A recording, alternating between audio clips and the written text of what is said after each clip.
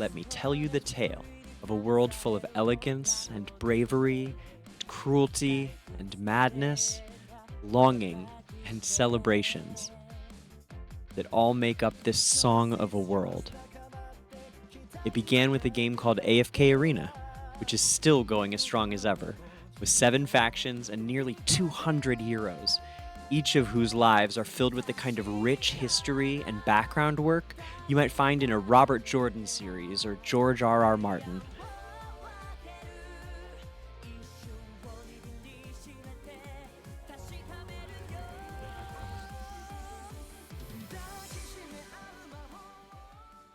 It's time to set sail.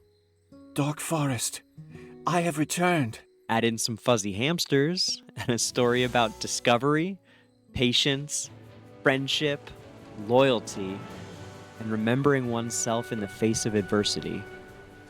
And you've got the beginnings of Farlight's journey into the world of Esperia.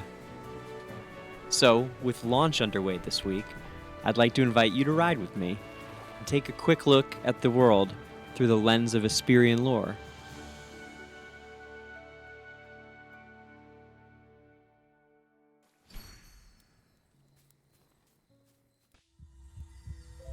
Magister Merlin? Magister Merlin! No, not this Merlin! I was taught to see everything. You are the next great mage who has inherited the name and title of Magister Merlin, like Magister Merlin DangerGrey or Magister Merlin Chippy's #1 fan. Hey guys, what's crackin'? S1 joke. It's DangerGrey from Analytica, and as you might imagine, being the world's leading free player and the co-GM of the top guild in the world for the entire last year, I've got a lot going on during launch week. But when Farlight reached out and asked if I would have time to do a little lore series for you guys, get you caught up on the lore of Esperia from the last 2,700 years, I said sure. Lucky for me, I have a brilliant and beautiful partner, Season, and the privilege of working with some of the most talented and positive players in the gacha gaming space. So before we even get started, go ahead and smash that subscribe button. I promise you that by the end of this week, you will have some idea of what's going on in Esperia. I know I've seen that somewhere. Kind of looks like the Elder Tree, right? I mean, they didn't actually, I don't know for sure, right? They didn't tell me anything. They just said, "Hey, you know the lore. Will you make a lore series about, like, they trust me to do this. So I hope I'm not leading you astray, but like, I mean, come on, right?" Players of AFKArena will be very familiar with the Elder Tree, which serves as one of the earliest hubs of talent specialization in the game. While there are many systems of character customization added on since this was introduced, it remains a central piece of account strength to this day. This isn't exactly lore related, but one of the things about Farlight's parent company, Lilith, that I admired so much about them as a game developer is their ability to add on new power systems and features to the game without turning the already existing ones obsolete. I think it's a pretty difficult thing to do, and it gives me every reason to believe that the same thing could be true for AFK Journey for many years to come. But that's not why we're here. Look at this Elder Tree. I mean, that's a freaking Elder Tree. There's something about this that really, really made me sure of it as soon as I heard it. Wait, let's hear it out. In the forgotten corners of time, the dormant darkness awakens. Okay, dormant darkness. Comes to a curse of shadow. A dormant darkness awakens. Esperia succumbs to a curse of shadows. Okay. Hold on. It is spoken of in legends during the first Hypogean invasion. Dura, the goddess of life, sacrificed herself to seal away the evil invaders which threatened Esperia's existence. It's said that as she fell from the sky in her weakened state, she came to rest within a faraway, secluded forest, and in this place now exists a giant magical tree, blah, blah, known as the Elder Tree. Okay. So she locked away the Hypogeans. There's a big moment in Esperian history, which we will go over very briefly in the Way Too Fast Esperian history timeline, which I will be bringing to you later this week. So you got to tune back in.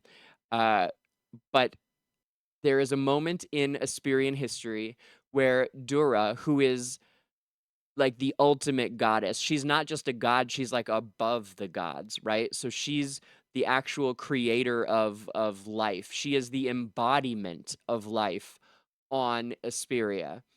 Like in the beginning, there was Dura. Basically, I think personally that this could be the plot of Journey for the foreseeable future. I think this is where we're going, but I don't know. I don't know anything. I don't know anything more than you guys do. But this is what I think is going on, right? So the Hypogeans, who are one of the factions and the demonic entity, sort of evil faction, the opposite of the Celestials, if you will.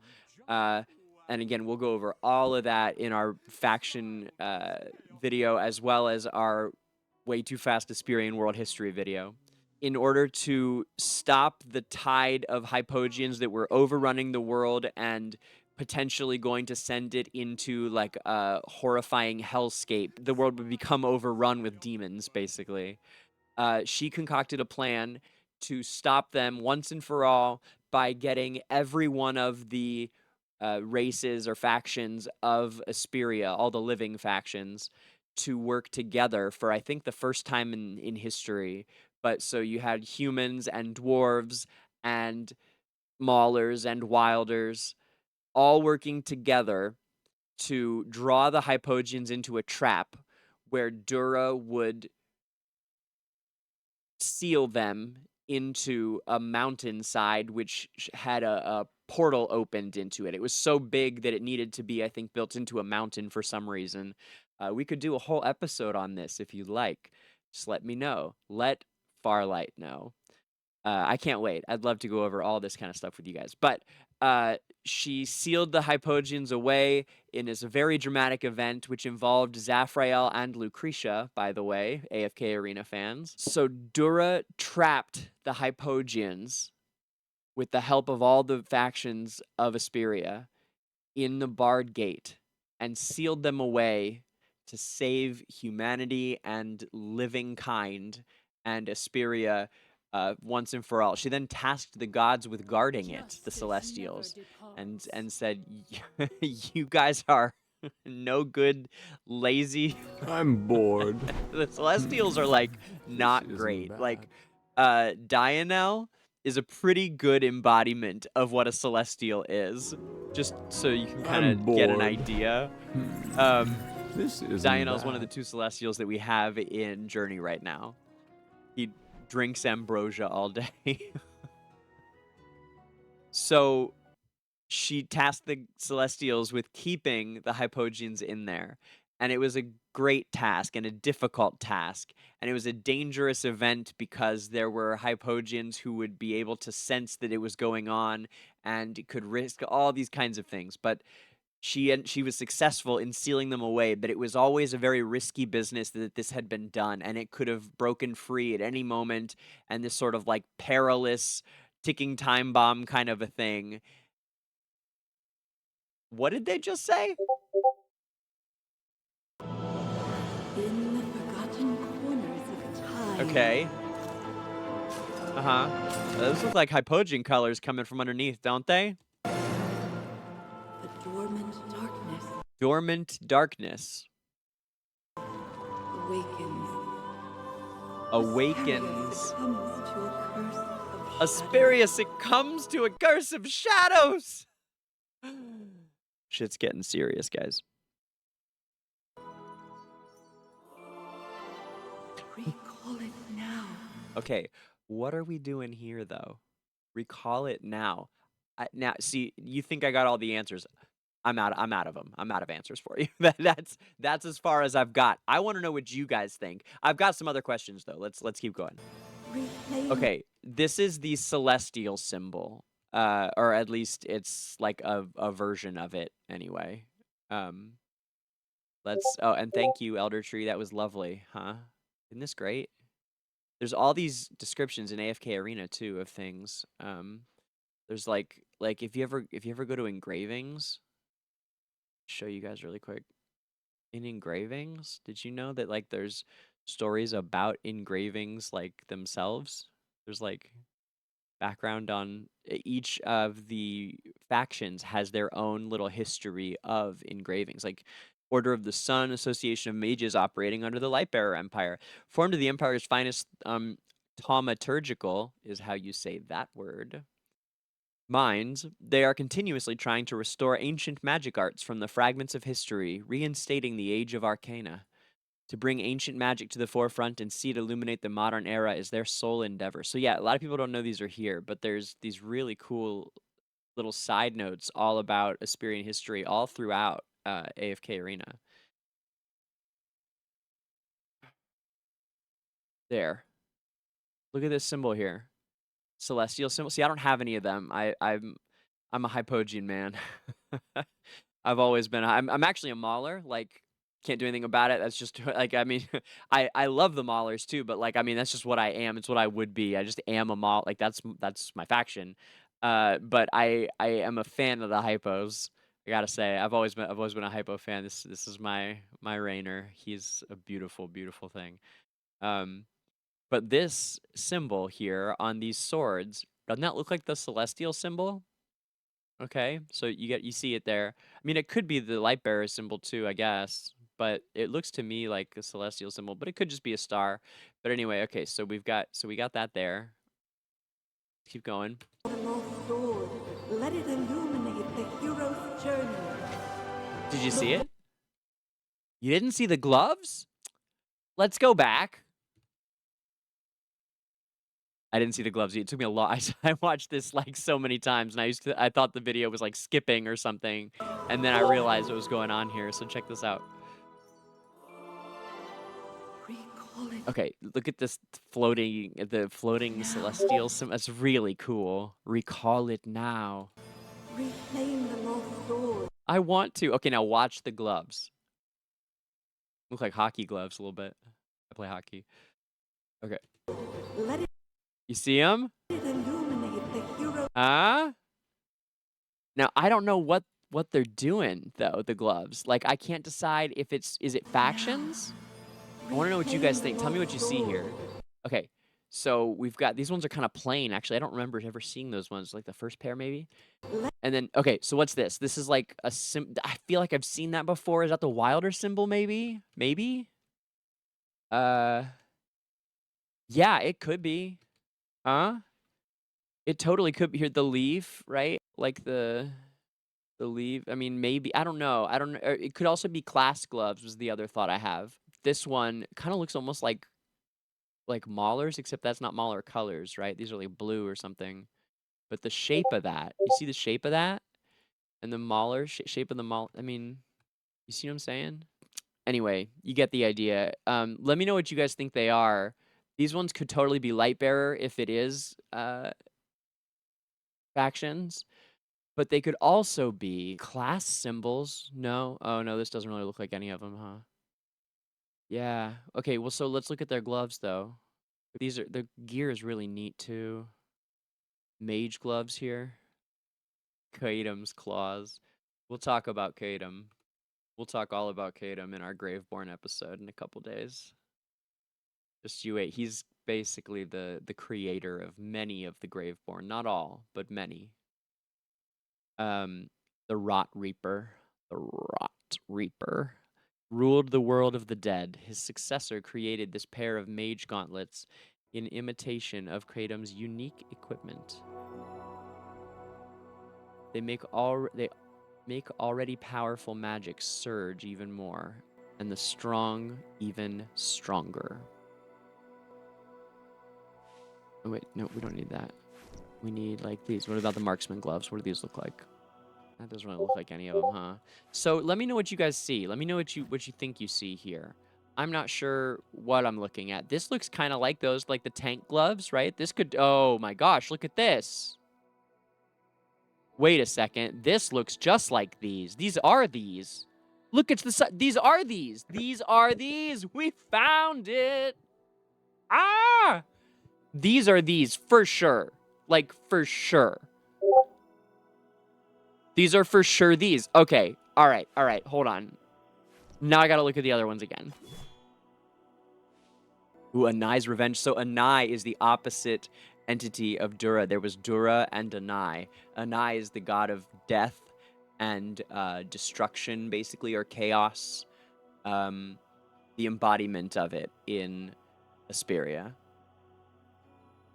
And it was actually Anai abdicating his throne as the god of death that made room for Kadum, who was a much hated mage and leader of men who created horrible devastation in his life. When he went to the afterworld, the fact that there was no god of death, he managed to escape death and continued being a powerful mage in the afterlife, and came back to the world of the living, kind of. It's a really interesting story, but it's because Anai got kind of mopey and abandoned his post, basically. Bet it's these. Not really. Well, the first ones looked right, huh? They did. Yeah, it's not these. Okay, well, we found one of them. Maybe it's... I don't know. We'll figure it out. Let's keep going. Illuminate the hero's journey. The one... Magister Merlin? Magister Merlin! Are you all right? I'm doing better now, Dolly. I found Magister the gloves. Merlin? Magister Merlin? You don't look well. Did you have a nightmare? I did, Dolly. Hypogean legions are about to be banging down the door. I'm kidding. She can't hear me. I paused it. Your memories are fragmented. So, I lost my powers somehow, she says. How did we lose our powers? Like, if we're the most powerful Magister Merlin in existence, right? We've attained the level of Magister Merlin. That's like the equivalent, it's like the mage equivalent of a black belt, right? It goes like red belt, brown belt, Gandalf, Merlin, I think. Or is it Merlin, Gandalf? All I know is Dumbledore comes first. Anyway, we're really powerful, right? So how did we lose our powers and somehow our memories are so fragmented? I have, again, a theory. There is a precedent for this, a little bit. The War of Truth took place live for players last summer. We all went through it together. The story of Lucilla and Liberta and their forbidden family, Eugene and Gavis, their parents. So these kids were raised as weapons. They were put to sleep in almost like a cryo chamber type deal for like 2,000 years. They were hidden. They were woken up once they were discovered by the Celestials and Hypogeans. Well, they were not woken up for great reasons. They were woken up for terrible purposes. I mean, it was to fight, basically. But the point is that there's a precedent for powerful magics being put to sleep to be used at a later time as a human in a break glass situation. I hope you guys had fun and learned a little more today about Esperia and the kind of magic that can happen here. I love it so much. Like you couldn't tell. Make sure you let me know in the comments what else you'd like to see us explore here on the Esperia Chronicles, and maybe even like what other kind of lore content you'd like us to cover. So I've got a raid guild to get back to. So for now, Analytica forever. Stay safe, Esperians. I love you, season.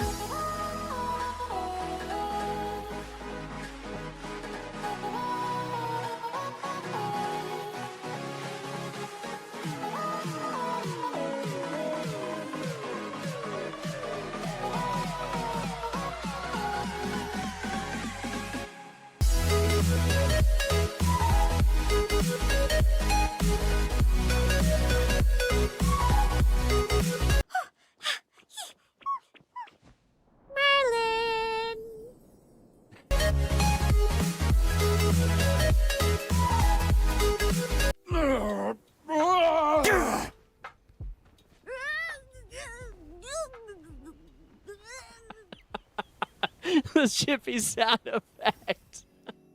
This is what I wanted to see. This part's dope. Look at this. Ah. Get it, DangerGrey.